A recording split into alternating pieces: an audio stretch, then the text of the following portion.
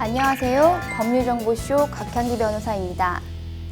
오늘은 이혼을 하면서 재산분할을 하는 경우 채무도 재산분할 대상이 될 수 있는지 알아보도록 하겠습니다. 먼저 분할 대상 재산 명세표 양식을 한번 보도록 하겠습니다. 토지 예금과 같이 금전적인 가치가 있는 재산을 적극재산이라고 하고 소극재산은 채무, 부채를 말합니다. 표에서 보는 것처럼 각 당사자별로 적극재산에서 소극재산을 뺀 순재산을 확정하고 양 당사자의 순재산을 합산하면 부부 순재산의 합계액이 나옵니다. 재산분할은 위 부부 순재산의 합계액을 각자의 기여도에 따라 분할하는 것입니다. 민법 제839조에 의해 규정된 재산분할 제도는 혼인 중에 취득한 실질적인 공동재산을 청산 분배하는 것을 주된 목적으로 하는 것이므로 부부 일방이 혼인 중 제3자에 대하여 채무를 부담한 경우에 그 채무 중에서 공동재산의 형성 또는 유지에 수반하여 부담하게 된 채무는 그 이혼에 있어서 재산분할의 대상이 됩니다. 대법원은 혼인생활 중 쌍방의 협력으로 취득한 부동산에 관하여 부부의 일방이 부당하는 임대차 보증금 반환 채무는 특별한 사정이 없는 한 혼인 중 재산의 형성에 수반한 채무로서 재산분할의 대상이 된다고 판시한 바 있습니다.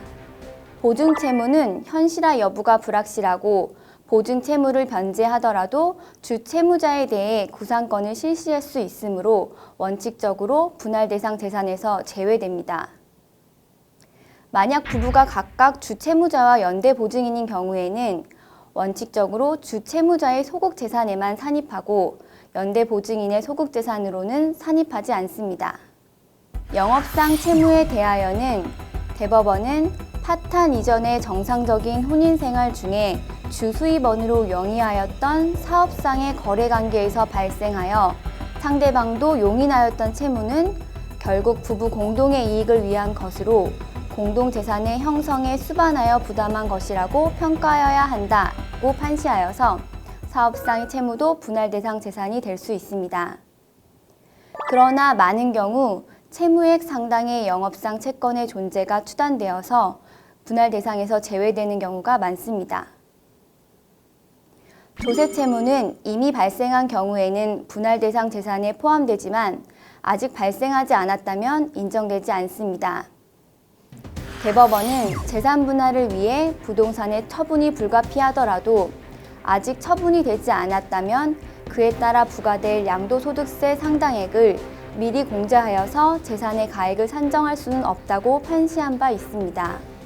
지인이나 가족, 부모에 대한 차용금 채무도 당연히 분할 대상 재산이 되지만 사인에 대한 차용금 채무의 경우 허위로 차용 사실을 주장할 가능성도 적지 않기 때문에 금융자료, 차용증, 이자 지급 내역 등을 통해 객관적으로 차용 사실에 대해 입증이 되어야 분할 대상 재산으로서 인정이 될 수 있습니다.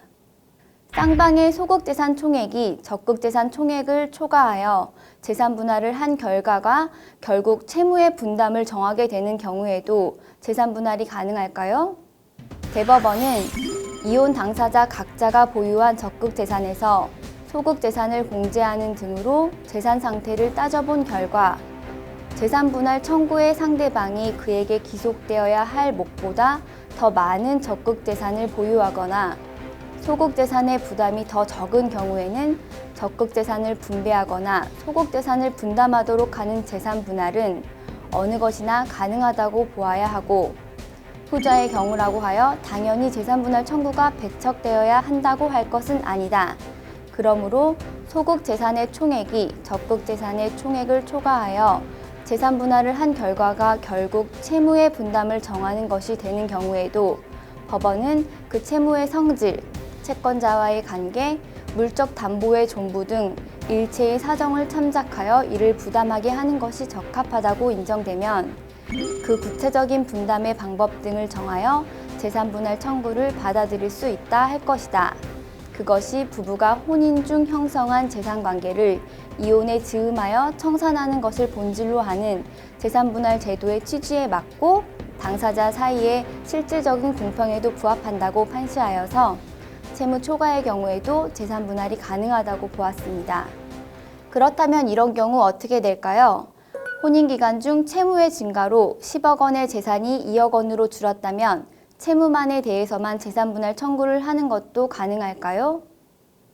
아직 이와 관련된 대법원의 판례는 없지만 대법 재산 분할은 이혼 소송의 경우에는 사실심 변론 종결 시, 협의 이혼의 경우에는 협의 이혼 시의 재산 상태를 기초로 분할을 하는 것이므로 혼인 기간 중 적극 재산은 그대로인데 소극 재산만이 늘어났다고 하더라도 적극 재산이 소극 재산보다 많다면 채무의 분할은 불가능할 것으로 보입니다.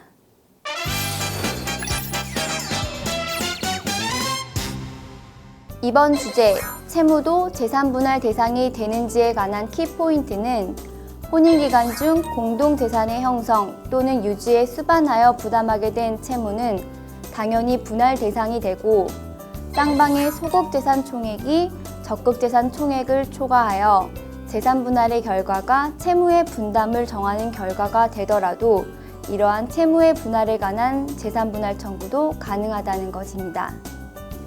지금까지 법률정보쇼 곽향기 변호사였습니다. 감사합니다.